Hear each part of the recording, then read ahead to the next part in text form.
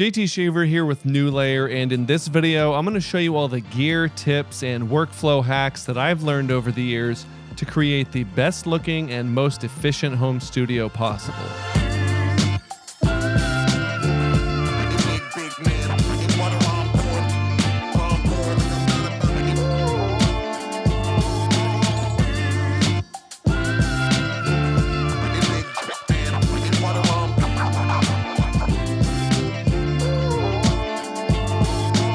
The ultimate goal with this space was to make content creation easier, as well as open up more opportunities for things like different camera angles or more short-form video content. I've had some pretty good setups in the past, but this time I've got 12 by 18 feet to work with. This allowed me to create dedicated spots for my main work desk, my B-roll table, my gear storage, and even a relaxation station where I also store more gear. With all that said, let's start with my main work area, which is where I spend the majority of my time. Since I sit and stand here most of the time, I absolutely needed the vibes to be off the charts, so I put up what is arguably my favorite thing in this space, my walnut slat wall panels. These ones are from the woodveneerhub.com, and I chose them specifically for a few reasons. One is that they're backed by thick, rigid felt, which helps acoustically treat the space in a couple different ways. The felt attenuates the mid and high frequencies, so there's significantly less reverb in this room compared to having just bare walls. On top of that, the slats bounce sound around in all different directions compared to a flat wall, which helps dissipate the reverb even further before it ever hits a microphone. These aren't a complete solution for acoustic treatment, which is why I still have my thicker panels from GIK Acoustics, but they do make a noticeable difference. Back in the day, proper acoustic panels were beyond the budget of a normal person, but the GIK Acoustics panels are very affordable, and putting up just 3 or 4 of them makes an astronomical difference in the quality of your audio. Now, another reason I went with these specific wood slat panels is because they use real wood veneer. If you've ever seen raw walnut, you know that it's kind of dull and gray looking, and for some reason, other companies model their walnut veneer after the raw walnut look. The problem is that walnut looks undeniably better after being finished, but fake wood veneer does not accept finish, so you're kind of stuck with that lifeless gray look. I added a couple layers of wipe-on satin polyurethane to my panels, which totally transformed them from gray and lifeless to a rich warm brown, which is infinitely better looking. We'll come back to my main desk setup because there's a lot of details to cover, but first I want to talk about a new addition that has made a huge difference for me. If you're like me, you have to spend an hour cleaning up your desk and the surrounding area before shooting B-roll so it looks clean and nice.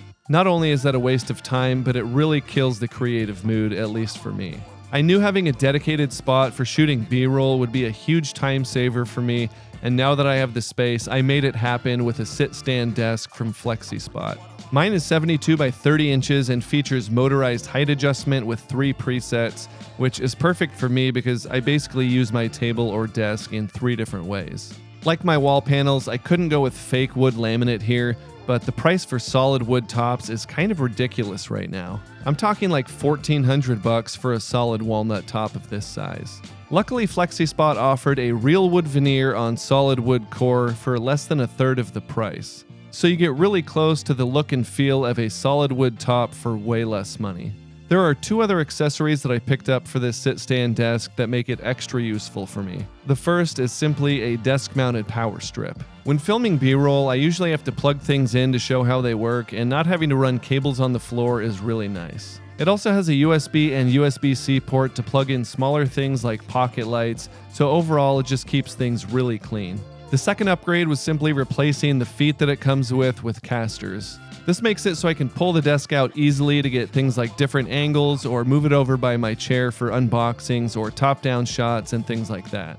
Quick side note regarding chairs, no matter what chair you have, you absolutely need to get the rollerblade style wheels to replace your casters. They're quieter, they're smoother on every surface, and they're well deserving of their 4.8 star average review on Amazon. I don't care if you think they look stupid, because I think you look stupid struggling to scoot your chair around on your little baby casters. Another thing that adds a ton of flexibility to my B-roll capabilities are the Duo boards from V-Flat World. They're double-sided boards with stands that allow you to get different backgrounds and surfaces without taking up a lot of space. I've got about 6 different boards with surfaces like concrete, wood, and marble, and they're all printed at 1000 DPI, so they look really good even on close-ups. Since they're made with PVC, they're also washable and stain resistant and will last a really long time. If you've watched my channel for any period of time, you know one of my biggest pet peeves is when things take up unnecessary space on the floor or on my desk. Sometimes it's unavoidable, but I've replaced most of my light stands and tripods with monopods from iFootage. I'm not talking about your run-of-the-mill monopods with a single contact point on the ground, but these ones have either a tripod base at the bottom or a round disc for a base for stability. The Cobra monopods come in 2 different heights, and they come in twist lock or flip lock variations as well. I use one with my fully caged Sony a7S III and Tamron 28-75 lens, complete with an external monitor, and I have zero worries that it's ever going to tip over. I can get some B-roll shots more steadily because of the ball head joint at the bottom. I can remove the entire center column with the quick releases and turn it into a tabletop tripod. I can throw a spigot adapter on it and turn it into a light stand.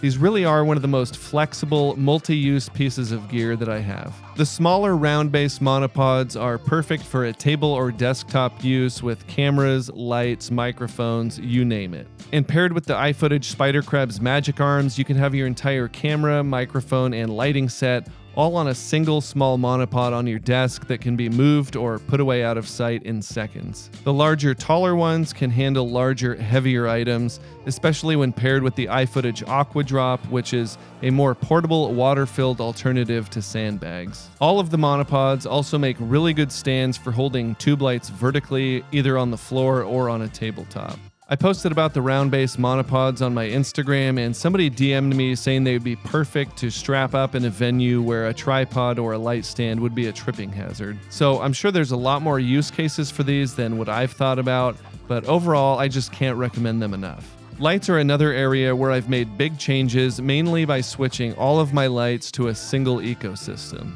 I now use the Amaran F22X on my trusty impact rolling stand, so I can move it around easily or fold it up flat against the wall when I need to put it away. I also have the F22C, which is a great secondary full color light that's really useful, especially in my B-roll area. If you're wondering what happened to my IntelliTech light cloth, this was one of the hardest decisions I've made because I really love that light.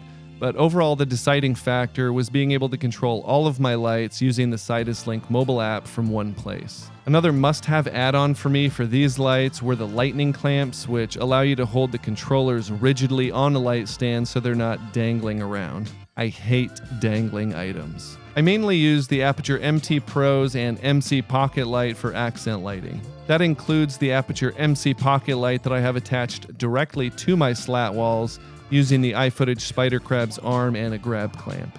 I'm also using the new Amaran PT2C and PT4C pixel tubes for when I need bigger tube lights. I know a lot of you will be curious to hear more about those, so if you want to see a full review, leave a comment and let me know. Another significant change I've made to my setup is moving away from a shotgun microphone and using the Rode Procaster. Like most creators, I used a shotgun mic for a long time, but there's a few reasons I've moved away from that, not including that shotgun mics just really aren't the best choice for indoor dialogue in the first place, but that's for another video. The main reason I switched to a dynamic microphone is simply that it sounds better more easily.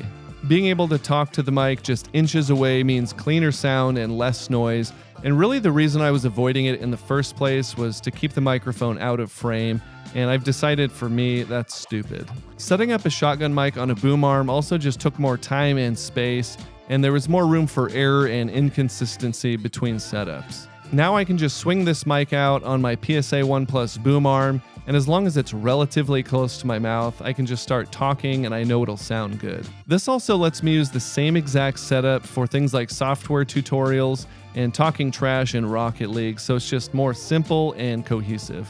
The Rodecaster Pro 2 not only looks really cool, but has 3 main capabilities that I use it for. Number 1 is that it has good EQ, compression, and processing, so I don't have to do that stuff later in post. Even with custom presets within Premiere and Resolve, it took time to apply that to the audio in post. Now that's all automated before I ever hit record, which will save me countless hours over the years. The Rodecaster Pro 2 also has presets specifically for the Rode Procaster, so it's about as plug and play as you can get and still gives awesome results. The second thing is that I can record directly into my computer and a backup micro SD card at the same time. You might prefer to connect your mic directly to your camera, but I think it's better to have scratch audio in camera and production audio as a separate WAV file. Third, since it has so many different inputs, it makes it easier to test multiple microphones at the same time and do audio comparison videos, which I do a lot of. There's so many other features to this thing, but one bonus use that I found that I never thought I would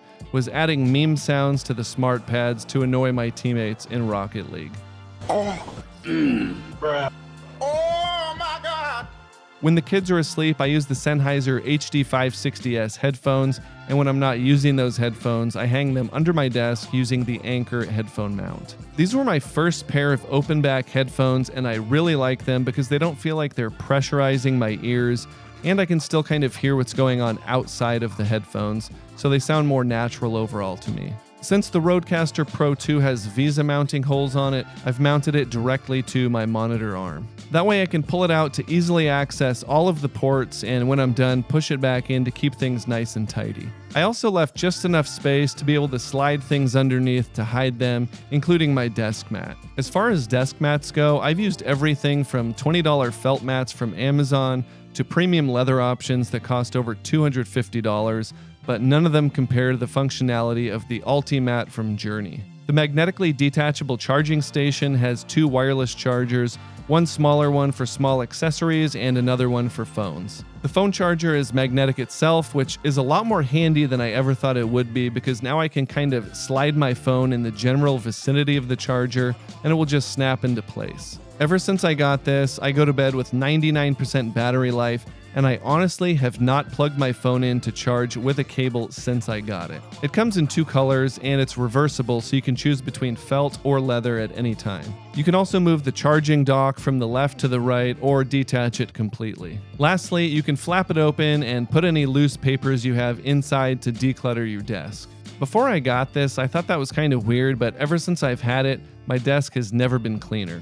On top of my desk mat, I have the Keychron K10 keyboard and the Logitech G502 wireless lightspeed mouse. There are some weirdos out there that don't like the feel or sound of mechanical keyboards, but ever since I tried my first one 3 years ago, I can never go back to anything else. On the same extra tall Wally monitor mount, I have the BenQ SW321C. I've done a full review on that monitor if you want to check it out, and I highly recommend it, especially if you're into insanely accurate colors. And even though I covered them in my last setup video, I love them so much I have to mention my Wavebone Gemini monitor stands. They clamp onto my desk and clear up so much space, and they also raise up my KRK Rocket 5s to the perfect listening height at the same time. As someone who tests a lot of gear, I've always struggled with gear storage, and there's 2 main things that I use now that help me clear up space and keep things organized. I personally think the storage crates from Cydio Crate are great.